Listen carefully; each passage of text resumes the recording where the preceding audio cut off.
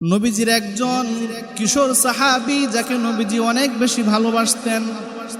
নবীজির দরবারে যেই সাহাবী সব সময় নবীর কাছে বসতেন, তার নাম সালাবা রাদিয়াল্লাহু তাআলা আনহু। সালাবাকে আল্লাহর নবী অনেক বেশি ভালোবাসতেন। একদিন সালাবা নবীজির দরবারে আসতেছেন, রাস্তা দিয়ে হাঁটতেছেন।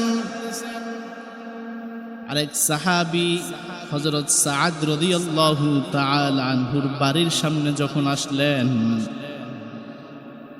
আগের দিনের বাড়ির দেয়ালের কোনো ওয়াল ছিল না, টিনের কোনো ওয়াল ছিল না। আমরাও ছোটবেলায় দেখেছি, আপনারাও দেখেছেন, মানুষ সুপারি গাছের বাইল দিয়া, সুপারি গাছের পাতা দিয়া বাড়ির দেয়াল দিত, ওয়াল দিত। নারিকেল গাছের পাতা দিয়া মানুষ বাড়ির পর্দা দিত, যেগুলো বাতাস আসলে ফাঁক হয়ে যায়।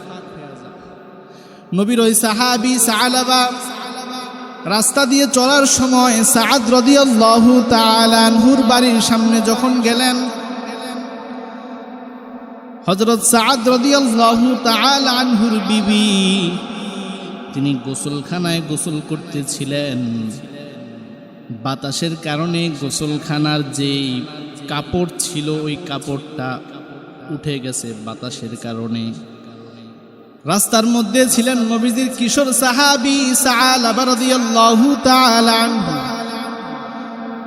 রাস্তা দিয়ে চলার সময় যখন সাআদের বাড়ির দিকে তাকাইলেন, তাকানো মাত্র দেখলেন যে গোসলখানার মধ্যে সাআদ রাদিয়াল্লাহু তাআলা আনহুর বিবির চেহারা দেখা যায়। বিবি গোসল করতেছেন, সাথে সাথে নবীর কিশোর সাহাবী, এই ছোট্ট সাহাবী নিজের চোখটাকে ফিরায় নিলেন আর আফসোস করা শুরু করলেন, হায় রে আমি এটা কি করলাম। অথচ তিনার তো কোনো দোষ নাই। তিনি রাস্তা দিয়ে চলার সময় বাতাসে পর্দা সরায়া ফেলছে, কাপড় সরায়া ফেলছে, যার কারণে তিনার নজরটা বেগানা নারীর দিকে চলে গেছেন। হযরতে সালাবা রাদিয়াল্লাহু তাআলা আনহু মনে মনে অনুতপ্ত হচ্ছেন, আর ভিতরে ভিতরে ভয়, হায় হায় আমি এটা কি করলাম, আমি তো অনেক বড় একটা অপরাধ করে ফেলেছি। ভিতরে ভিতরে ভয়। অথচ শরীয়তের মাসালা হলো, কেউ যদি অনিচ্ছায় কোনো বেগানার দিকে নজর পড়ে তাহলে তার কোনো গুনাহ হবে না। সালাবা ইচ্ছা করে তাকায় নাই, অনিচ্ছায় নজরে পড়ে গেছেন। তারপরে নবীর ওই ছোট্ট সাহাবী, কিশোর সাহাবী সালাবার দিলের মধ্যে ভয়। যে সাহাবী সারাক্ষণ নবীজির দরবারে থাকতেন, ওই সাহাবী আজ নবীর দরবারে যায় না। আমি যে অন্যায় করেছি এটা যদি জিবরাইল আমিন নবীর নিকট আয়েশা বলে, নবী আপনি যে সাহাবীকে সব চাইতে বেশি আদর করতেন, যেই সাহাবীকে নিজের কাছে কাছে রাখতেন, এই সাহাবী আজকে এমন একটা গুনাহের কাজ করে ফেলছে। জিবরাইল যদি এসা এটা যদি নবীর নিকট বলে দেয়, আমি সালাবা সবার নিকট লজ্জিত হব। নবী আমাকে হয়তোবা আগের মতো ভালোবাসবেন না, নাকি আবার আমার নামটা মুনাফিকদের সাথে উঠে যায়। এই ভয়ের কারণে সালাবা নবীর দরবারে আর যায় না, নিজের বাড়িতেও যায় না। ভয়ের কারণে সালাবা মদিনার বাহিরে চলে গেলেন, বিশাল একটা পাহাড়ের উপরে চলে গেলেন। পাহাড়ে যাওয়ার পরে ওখানে কান্নাকাটি করতেছেন। একদিন, 2 দিন, 3 দিন অতিবাহিত হয়ে গেল। সালাবা নবীজির দরবারেও আসলেন না, নিজের বাড়িতেও গেলেন না। পাহাড়ের চূড়ায় উঠে কান্না করেন আর আল্লাহরে বলেন, মালিক আমি যে অন্যায় করেছি আপনি আমার এই অন্যায়টা ক্ষমা করে দেন। ওগো আল্লাহ, আমি ইচ্ছাকৃতভাবে এই গুনাহের কাজটা করি নাই। আল্লাহর কাছে কাঁদেন। ওইদিকে নবীজি সালাবার খুঁজে সাহাবীদেরকে বের করলেন। যে সালাবা প্রতিদিন আমার দরবারে আসতো, 3 দিন হয়ে গেছে সালাবাকে আমি দেখি না। সালাবার বাড়িতে তালাশ করা হলো, বাড়ির মধ্যে সালাবা নাই। নবীজি সালাবার জন্য কান্না শুরু করলেন। সালাবা পাহাড়ের উপরে, নাই কোনো খাবার, গাছের পাতা ছিঁড়ে ছিঁড়ে সালাবা খেয়েছেন। ওইদিকে দিন গড়াইতে গড়াইতে 1 মাস অতিবাহিত হয়ে গেল। প্রতিদিন নবীজি সালাবার জন্য কাঁদেন। আর সালাবা যেই গুনাহ করেছেন, এই গুনার জন্য আল্লাহর দরবারে পাহাড়ের উপর গুহার মধ্যে বসে বসে কাঁদেন। 1 মাস অতিবাহিত হওয়ার পর নবীজি বললেন, আমার সাহাবীরা, তোমরা আমার ছোট্ট সাহাবী সালাবাকে খোঁজার জন্য মদিনার বাহিরে চলে যাও। হযরত ওমর ফারুক রাদিয়াল্লাহু তাআলা আনহু বিশাল একটা কাফেলা নিয়ে সালাবাকে খোঁজার জন্য বেরিয়ে পড়লেন মদিনার বাহিরে। খুঁজতে খুঁজতে 39তম দিনে হযরত ওমর ওই সালাবা যেই পাহাড়ের উপরে আছেন, ওই পাহাড়ের উপরে উঠলেন। গিয়া দেখলেন সালাবা কান্না করতেছেন। হযরত ওমর বললেন, ও আমার ভাই নবীর সাহাবী সালাবা, আজ 40 দিন হয়ে যাচ্ছে নবীর দরবারে তুমি যাও না। নবী তোমার জন্য কান্না করেন। তুমি এতদিন কি করছিলে এখানে? এতদিন কেন নবীর দরবারে যাও না? এখন কেন কান্না করতেছো? সালাবা বলে, ওমর, আমি অনেক বড় একটা পাপ করে ফেলেছি। 40 দিন বাড়িতেও যাই নাই, নবীর দরবারেও যাই নাই। পাহাড়ের উপরে উঠে আমি আমার মাওলার নিকট কাঁদছি আর এই গুনাহের জন্য ক্ষমা চাইছি। হযরত ওমর বললেন, নবীজির দরবারে চলো। সালাবা বলে, না না, আমি যাব না। হযরত ওমর সালাবাকে জোর করে নবীর দরবারে নিয়ে গেলেন। আল্লাহর নবী সালাবাকে দেখে কান্না থামায় রাখতে পারলেন না।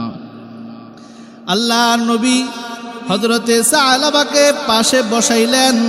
সালাবা নবীজির পাশে বসে কান্না করতেছেন, নবীজিও সালাবাকে ধরে কান্না করতেছেন। অতঃপর নবী ছোট্ট কিশোর সাহাবীকে নিজের কোলের উপরে মাথা দিয়া শোয়াইলেন। নবীজির কোলে হযরতে সালাবা কান্না করতেছেন। এক পর্যায়ে সালাবা বলে, ওগো নবী, আমার পিঠের মধ্যে পিঁপড়ার মতো কি যেন হাঁটতেছেন আর হালকা ব্যথা করতেছেন। আল্লাহর নবী বুঝতে আর দেরি হয় নাই, মালাকুল মউত চলে আসছে। আল্লাহর নবী বলেন, সালাবা, তাড়াতাড়ি কালিমায়ে শাহাদাত পড়ো, আজরাইল তোমার জান কবজ করার জন্য চলে আসছে। সালাবা কালিমায়ে শাহাদাত পড়লেন। নবীজির কোলের মধ্যে ছোট্ট সাহাবী সালাবার ইন্তেকাল হয়ে গেল। নবীজির কান্না, সাহাবায়ে কেরামও কান্না করতেছেন। নবী বললেন, সালাবার জানাজার আয়োজন করো। সালাবাকে তোমরা তাড়াতাড়ি গোসল করায় কাফন পরায়া জানাজার জন্য প্রস্তুতি করো। সালাবাকে জানাজা দেওয়ার জন্য বিশাল একটা ময়দান নির্ধারণ করলেন। সাহাবায়ে কেরাম খাটিয়াতে হযরত সালাবা নবীজির ছোট্ট সাহাবীকে তুললেন। 3 জন সাহাবী খাটিয়ার 3 কর্নারে ধরলেন। নবীজি বললেন, খাটিয়ার একটা কর্নার আমার জন্য রাখো, আমি একটা কর্নার কাঁধে নিব। নবী নিজে সালাবার খাটিয়া কাঁধে নিলেন। জানাজার ময়দানে যাচ্ছেন, সব সাহাবীরা আরাম করে হেঁটে যায়। আল্লাহর নবী পুরোটা পা জমিনের মধ্যে রাখতেছেন না, শুধু পায়ের বৃদ্ধা আঙ্গুল দিয়ে ভর করে করে হাঁটতেছেন। সাহাবায়ে কেরাম বলেন, নবী, আপনি তো কখনো এভাবে হাঁটেন না, আজকে কেন এভাবে হাঁটতেছেন? আর আমরা যে সালাবাকে নিয়ে এত বড় ময়দানে যাচ্ছি, সাহাবীরা তো সামান্য পরিমাণ, এত মানুষ তো আমাদের কাছে নাই যে পুরো ময়দান ভরে যাবে। আল্লাহর নবী বলেন, রে সাহাবীরা, আমি যা দেখি তোমরা তা দেখো না। সালাবার জানাজার নামাজ পড়ার জন্য আসমান থেকে লক্ষ লক্ষ আল্লাহর ফেরেশতারা জমিনে নেমে এসেছে। পুরা ময়দান ফেরেশতা দিয়ে ভরপুর হয়ে গেছে। আমি নবী হাঁটতেও কষ্ট হচ্ছে, এই জন্য আমি নবী পায়ের বৃদ্ধা আঙ্গুল দিয়ে কোনো রকম ফেরেশতাদের মাঝখান দিয়ে লাশটা নিয়ে যাচ্ছি। চিন্তা করেন, নবীর সাহাবী সাআলাবা রাদিয়াল্লাহু তাআলা আনহু ছোট্ট একজন সাহাবী ছিলেন। তিনি যুবক সাহাবীও না, বৃদ্ধ সাহাবীও না। তাকওয়া তার কেমন ছিল, আল্লাহর ভয় দিলের মধ্যে কত বেশি পরিমাণ ছিল। বেগানার দিকে ইচ্ছাকৃত তাকান নাই, অনিচ্ছায় নজর পড়েছেন। কি পরিমাণ আল্লাহর দরবারে তওবা করেছেন। 40 দিন একাধারে পাহাড়ের উপরে উঠে কান্না করেছেন, খাওয়া দাওয়া বন্ধ, বাড়ি ঘরে আসা বন্ধ। আমার আল্লাহ সাআলাবার তওবাকে এমন ভাবে কবুল করেছেন। আমার আল্লাহ সাআলাবা ছোট্ট সাহাবীর জানাজাতে লক্ষ লক্ষ ফেরেশতা পাঠাইয়া জান্নাতের সুসংবাদ নবীজির মাধ্যমে দুনিয়াতে দিয়া দিছেন। অথচ আজ আমাদের হালাত তাকায়া দেখেন, পর্দার আমাদের কোনো খেয়াল নাই। ইচ্ছা অনিচ্ছা তো দূরের কথা, ইচ্ছাকৃত আমরা কত বেগানা নারীর দিকে তাকাই। অথচ নবীজির ছোট্ট সাহাবী সাআলাবার দিকে যদি একটাবার তাকান, সাআলাবার দিলের যে তাকওয়া, আল্লাহর যে ভয়, এই ভয় যদি কোনো মানুষ নিজের মধ্যে ধারণ করতে পারে, আল্লাহর নবীর ছোট্ট সাহাবী সাআলাবার মতো আল্লাহর কাছে ওই বান্দাটাও দামি হয়ে যাবে।